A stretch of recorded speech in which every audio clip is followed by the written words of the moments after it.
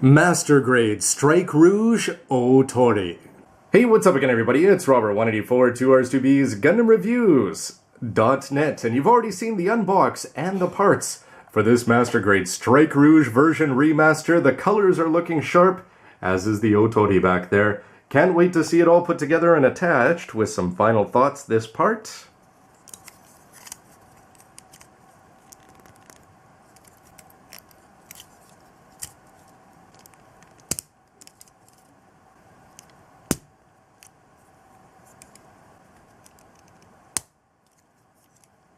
And when she's all put together here, the Strike Rouge, I've got to say it's looking pretty sharp. I've always been a fan of this color scheme here for whatever reason. The purple and the pink just seems to go very well with the light pink that's replacing the white. The tricolors, you'd hardly even know they were gone. But it's also cool to see that it's not just a straight color swap there. The fact that you've got the pink and the purple for the jewels and the other little details like they're going to be adding onto the shield and things like that. It looks okay, and I'm not unhappy with the way the red lining went on. It is nice they went to the trouble of giving you gray parts for the back, even though they're mostly going to get lost. The dice, yeah, that's not, I'm not a big fan of that. But the green eyes and the shoulder markings, Cagalli is ready to, well, talk anyway. Don't forget to see a full look for the posability and everything else. Don't forget to check out my review of the regular Master Grade Strike Gundam. But these guys are going to get busy in a few minutes swapping backpacks. For height comparison, you can see that the Strike, Rouge or otherwise, is going to be a little bit shorter than the Master Grade 3.0 of the original Granddaddy RX-78-2 on the right. And you can also see that it's just going to be a little bit skinnier there, although the shoulders, the gray is going to get a little bit lost against the backdrop. But it is looking a lot more mechanical with some more details. But then again, it would have been very nice if, since they've gone to the trouble with real grades, and now with the Master Grades with the new Gundam, and with the 3.0 of just having a few more colors. It's the kind of thing where you see it with the real grade. Maybe it would have been nice to see it here with the RM, but perhaps we'll have to wait for the 3.0 of the Strike to get that. Armed up, I've been impressed with that beam rifle from the beginning, and the shield again is going to be looking great with the colors over there. But of course, everybody's already seen the Strike going all the way back to episode 1, albeit not in its Rouge colors. Fighting like this and getting some hot dogs. Anyway, it's time to go see what this Ootori, Big Bird, is all about. Cue the music. That would be playing if this was a proper anime. So what do? Get the lower weapons down here like this. They don't really tuck in all that well, but you can at least get them standing up vertically. You don't have to do anything with the parts over the shoulders. Just make sure that you stretch this forward enough that it's actually going to come down here, and then you'd really be cueing the music here, and you'd expect that there's the high grades, that all of these, maybe even for master grades in the future, they're all going to work together. And at the moment, even the Gundam XX might be feeling a little inadequate about its backpack here, when you compare it to the Ootori Striker pack. First of all, well, what do you think of it? For me, I'm really ecstatic about it. I already said that I'm a big fan of the 4 colors there. 6 if you want to count the anti-ship sword. It's sort of being propped up on there, which is not necessarily a bad thing.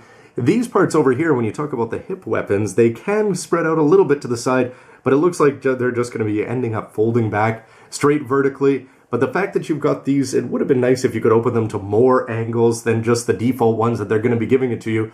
But on the other hand, you've got it nice and secure on there. The over-the-shoulder missile is going to be looking good. Looks like it's banging into the V-fin ever so slightly. And the sword here is going to do a nice job of bending down. I should get really the effect part out of there. But overall, even without the yellow colors, you've still got the main, the black, the white, the pink. And you will notice ever so slightly, if you've got proper lighting in your room, that it is going to be white on the back as opposed to the pink of the main body. And that's going to come into play a lot more, I think, if Kira is going to end up borrowing it at some point in the future, either in the anime, or at least in this review, where he definitely will. With the old WZC custom base here, it's time to go straight to aerial if you really want to utilize all of its posing possibilities. And this is where you can really start to have some fun with this kit. First of all, you can see that the base is going to be attaching very nicely between the nose cone and the actual body there. And some of the previous problems here, like the missile, well, it's got a great rotating ability, so you can just get it out of the way there. The hips are going to continue to be a problem, and that goes back to the original Strike remaster. But overall, if you want to focus on the Ootori, once you go aerial, you can take these and you can actually spread them out a lot more easily. And they seem to actually be staying there as I've twisted them back.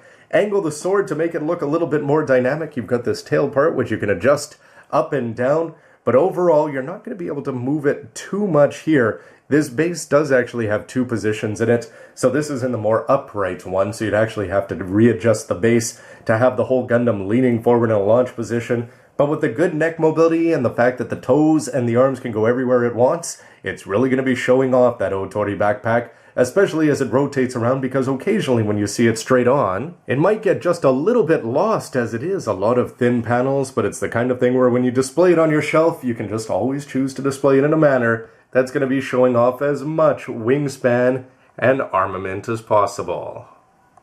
The beam launcher is out here from under the arm. It just popped off actually on me, so you're going to want to be a little bit careful with it.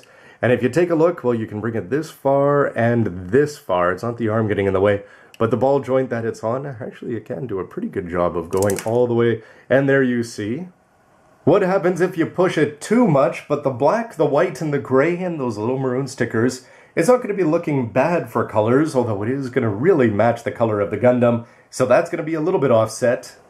If you want to bring up the gray of only my railgun there, this isn't going to have the same color as it doesn't have any color at the tip there. The red in the back, well, that's going to be completely hidden by the wings, but the fact they've got a decent range of motion and they just bring them up and forward, it's the kind of thing that really makes you think that Cagalli has learned something in the years between Seed and Seed Destiny and said, hey, freedom and its hips, and hey, strike freedom. Well, coming up in a few episodes, this is not a bad idea. Why don't I throw that onto my already, well, the Ale Striker pack? The Ootori has definitely learned a few things from that.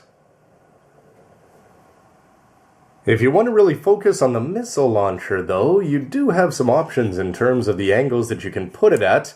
A lot of them are going to end up smacking the head if you're not too careful, but just it's not going to have anything necessarily to indicate a launch. There's no leads or anything clear as a stand. So anyway, it's the kind of thing that looks good, but doesn't really add much in terms of play value, besides the fact that you can swap it off to the other side. And though they are good and visible from the back, unless you've got a rotating base, the drop tanks I really think are going to get lost in the shuffle, so let's see. Yes, they are going to be a little bit more visible there, especially with the length going back behind the wings. But then again, with so much going on in the front and just so many things to see, your eyes are probably not going to be going to that, other than the fact that you might be thinking Missile Massacre if they're right in front of you, but you are going to want to be careful with your adjusting. These things really are easy to knock off. But ultimately, launchers and railguns and small missiles, drop tanks and missile launchers, and hey, just plain old beam rifles. If somebody's looking to upgrade, or reasons from the regular Master Grade to the RM for the Strike Rouge, if the Ootori pack and its transformation isn't going to do it for you, well, how about the anti-ship sword? It's the kind of thing that's just screaming, kill freedom, and start selling strike freedoms, and look good doing it. And actually, it's fitting in hand pretty well there. You just use the 4-finger grip, not the one that has the peg in it. But so far, it's not going to have any problems falling out, and it's the kind of thing that Ootori, I think, just, again, looks spectacular. But with the posing options that's offered by the anti-ship sword and that blue color, nothing looks bad. Every pose looks good. Every pose looks like if she did more fighting than talking, well, this would actually probably be a pretty deadly machine on the battlefield. And ultimately, I think this is the way that they may end up sitting on my shelf together. The version remasters, the 2.0s looking spectacular, the tricolors, and the pink over there. But it's tons of fun. The Ootori pack is going to be a very nice complement to the Ale Striker pack. Love the details worked into this one, but over there, the missiles and the launcher, it just looks like even more fun. And remember that there's under the waist that you can be bringing out as well. But I think it's really going to be the anti-ship sword that's going to help sell this. It's going to help sell you Master Grade Impulse and Destiny and the Strike and the Sword Strike, and you get the idea. But it's just the kind of thing, if they had a matching base, which is the kind of thing, if you've got more Master Grade sitting around, easily something you can do. But what's your choice there in terms of Striker pack and colorings? For me, I think the two complement each other like family. And now it's time to flip to the pages of your friendly neighborhood fashion magazine and see who wore it better.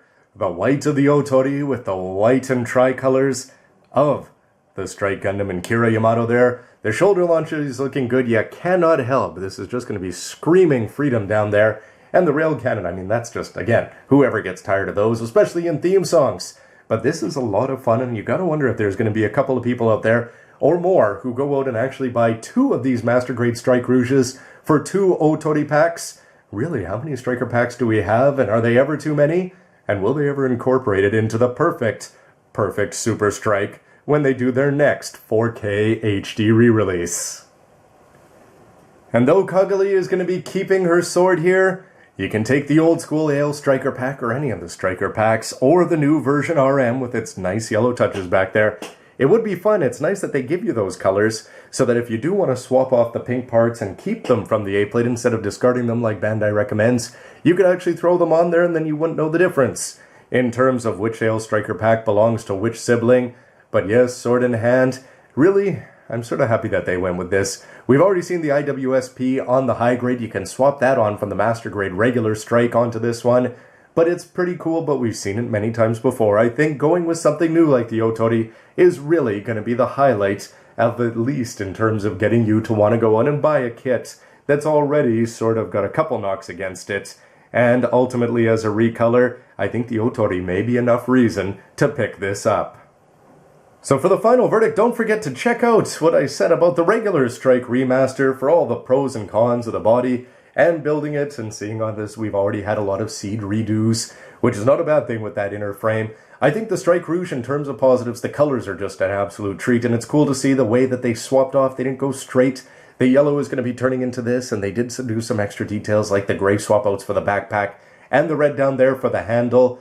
But ultimately, if you're going to be buying the Strike Rouge version RM, you're doing it probably for one reason, and that's either because you love Cagalli and the Strike Rouge, or more importantly, you love Striker packs. And if you see it right there from the back, the Ootori is an absolute star of this. It can fly on its own. The fact that the cockpit comes down has lots of little colors from the gray to the black to the red, and that applies to the wings as well.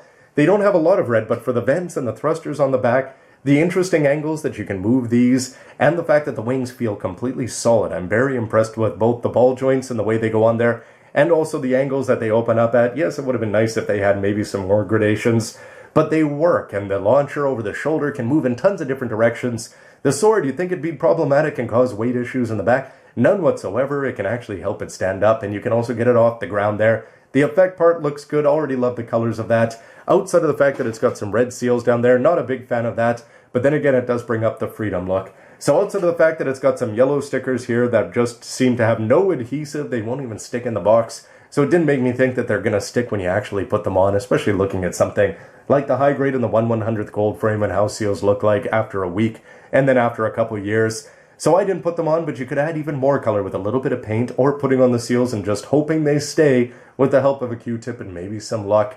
But overall, the build of the Ootori for me was more than enough. The lining is good, the attachment is good, the transformation is good, and then just the wet play options in hand with the under-the-hip weapons, or the beside-the-hip weapons, and the big sword. The big sword is really going to sell it for me, as it sold Impulse, as it sold many other kits. So what do you think? Would you pick it up just for the Ootori? For me, the answer is yes. Anyway, everybody, I'd love to know what you think. Hopefully we're going to see a little bit more of it in the remastered anime. And as always, stick around for lots more news, reviews, and everything else you can use. Thanks for watching. See ya. Sorry there, sis. I'm actually sort of enjoying it. I think I'm going to keep borrowing it for a while. Well, could I at least borrow your IWSP? I don't have one of those yet.